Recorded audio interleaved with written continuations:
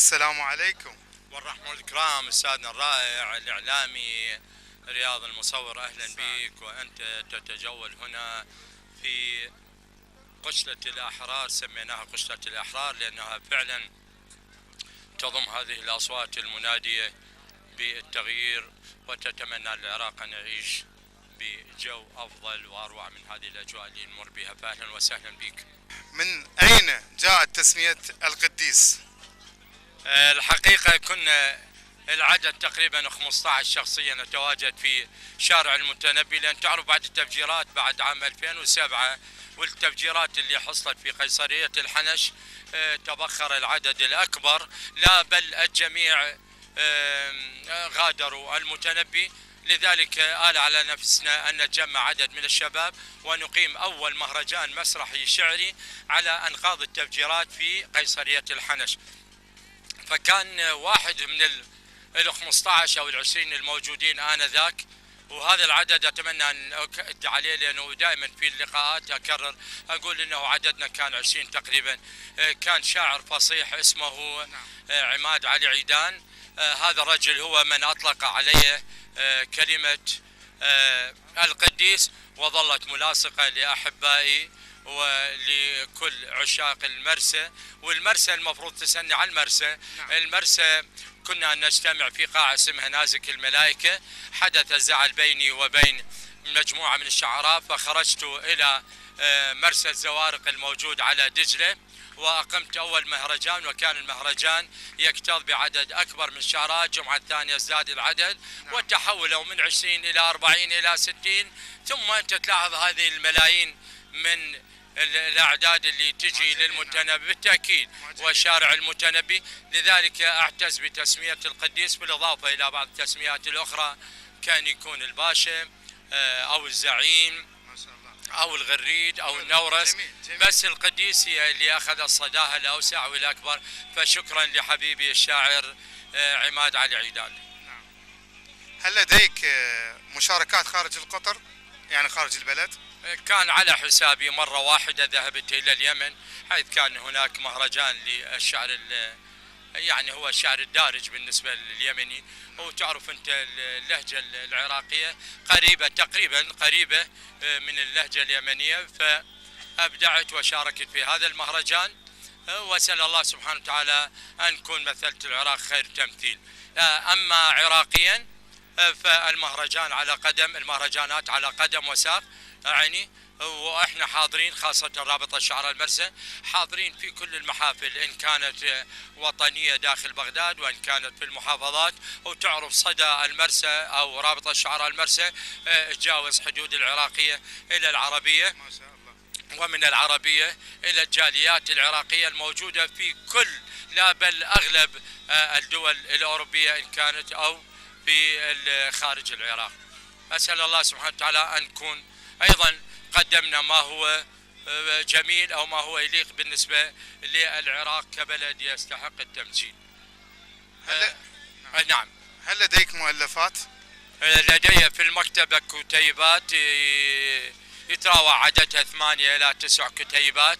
كانت الأولى كتبتها في اليمن اسمها غربة واغتراب، بعد ذلك أبو ذيات بيوت العنكبوت، ثم أبو ذيات ريج الأقحوان، ثم ظلال القاردينية، وبعد ذلك للبرشة ولريال مدريد. وآخر كتاب ظهر للأسواق حاليا هو الهزوجة أو الهوسة. تقريبا ذني 8 منشورات، ولكن بصدد المخطوطات موجودة الآن في بيروت الموسوعة الأهازيج العراقية اللي تقريبا تعدادها أكثر من 532 صفحة، تشمل جميع الأهازيج العراقية من الشمال إلى الجنوب، وبهذا غطيت أكبر عدد من الأهازيج العراقية. أنت تعشق برشلونة ولا الريال؟ الحقيقة لا أعشق البرشلونة ولا الريال، ولكن هكذا طلبت مني المكتبات فكتبت للبرشا 32 دارمي ولريال مدريد 32 من باب التجارة لا أكثر ولا أقل. طبعا دعوة من أصحاب المطابع لأن أكتب لهذه الحمد لله لست برياضيا، ولكن شاعرا رياضيا، لأنه القصيدة تقول كن إنسان قبل أن تكون شاعر. المرسى تحدث لك عنها مثل ما قلت لك، لأنه شارع المتنبي خلى من المارة ومن رواد المتنبي، آلت على نفسها رابطة شعراء المرسى. أتمنى تكون القطعة موجودة. كان شعارنا هو كن من تكن واركب معنا في سفينة الشعر، إن كنت مسيحيا مسلما عربيا كرديا، إن كنت شبكيا أيزيديا تركمانيا، المهم أن تركب معنا في سفينة الشعر. وهذه أول خطوة لإعادة اللحمة للعراق والعراقيين بعد تشظي المجتمع العراقي بعد أحداث 2006.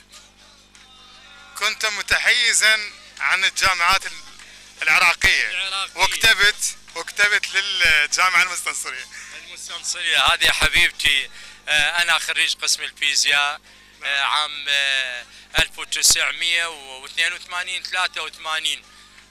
احتياجي حالي حال كل الشباب في مرحلة المراهقة، أحببت بجد، ولذلك كتبت فعلا، كتبت للمستنصرية، كتبت للمدرج، كتبت الساعة جامعتنا العاطلة الواقفة ما تاخذ وتطي على باب المكتبة هاي. وقبل لا كملت حلمي بدا الهجران يعزف لي على نايه، قالوا عافة الشاكر مشت للشر مشت وتعنت عنايه، كثر نوحه ادق والطم مثل ما لطمت ودقت الملايه، اصخم الوجه يا فلانه اشك ثوبي حتى بالقلب حطيته، يا عالم تبدل صار سلاية عفتيني وانا الوافي، انا الوافي الاطب واطلع اسجل بس حضور ويمك قضي اليوم تجازيني بسهم شتال، انا اللي علمتك رمايه سويتيها يا حنينه، هاي بربك سوايه الكل شمتت بيا في راسي وياس خيريه وعهود وساطع واحلام، عبد الواحد التماهل دجله تقول يستاهل نجاة، تقول اللي شوفوا شاكر تغير ظل بس الجسم ناحل، وصدقوني صحت يا ناس هو الحب عكس يمشي، الوافي يلقى هواي خوانه والخوان يلقى هواي وفاية، ورد وارجع واقول الحادي ما بي صوت المشوياه والصوت مو للعين، صوت الربا هنا صوت الربا هنا. لذلك أقول أنه كثرة تردداتي على الجامعة، كان عندنا نادي جميل، أقول غزال من عندي شرد ضيعت مدرب يا كتر بالنادي، عذب دليل بنظرته وخلاني ادق حدادي، اصعد درج انزل درج انزل درج اصعد درج، لما انشلع لفادي دورت حتى المكتبه خميت حتى المكتبه، يجروح ذبت ثوبها وظلت تدق والدادي وما نفع وياه الدواء ولا نفع بيه اضمادي، من يومي ما شفت الهنا، من يومي ما شفت الهنا ولا ضقت ضوقت زادي، حبيته يا وصفه لكن بقى يراودني، لازم اشوفه واشتكي له الحاله، لازم احكي له اللي جرى حارمني من نوم الهنا وحارمني ضوقه زادي، وفوق المصايب والبلا ما افتهم ما فاك يا خستادي، وما ادري صدق ما ادري كذب بين علي من بعد، حتى اسمي من عند انفقد ضيعته اي والهادي، ولما قعد وديت له اسال عليه من يا بلد حلاوي لو بغدادي، جاني الخبر سومر واشور ولقش كلهم هذول اجدادي، ومن الوصف بين يا ابو عصر الحلو حلاوي ويا الاجا ودالي ورقه موقعه يريد الاسم ونوع القسم، قلت له انا من التربيه نوع القسم فيزياوي، الاصل شرقاوي الاصل والاسم شاكر وادي، وغزال من عند شرط ضيعته مدرب يا كتر بالنادي. طبعا انا سمعت عليك عاطفي جدا لانه من برج الجوزاء وبرج الجوزاء صفته جميله ان يكون متقلب نرجسي رومانسي، لذلك محب للابتسامه اللي صارت هي علامتي واللي يعرفني بها شارع المتنبي ورواد القشله، يعرفون بابتسامتي هذه الجميله والخالصه. طبعا نشكر من عندك اسنان العزيز حبيب قلبي، ربي طولة العمر يا رب والخير والبركه لك ولا عشاقك في شارع المتنبي. الله يسلمك، الله يبارك فيك ان شاء الله. واحنا لازلنا في ديمومة وروعة الانتصارات في موصلنا الحبيب نينوى الحدباء. أقول أمنيتي أصحى الصبح أو بالعام الجديد أتمنى بغداد تذب ثوب الحزن وتفل شعرها وتظل حديثة بالتبيوت بغداد والبت بيتي تعلى مهرها كم حجاج مرها وداسة الخيل وللأنذال ما حنت ظهرها عافية شلون عدها قلب من ماس تضحك بالوجه وضم قهرها. يا رب الانتصارات تلو الانتصارات لجيشنا وشرطتنا الاتحادية وحشدنا المقدس وحشدنا العشائري، ويا رب يرجع العراق مثل ما كان.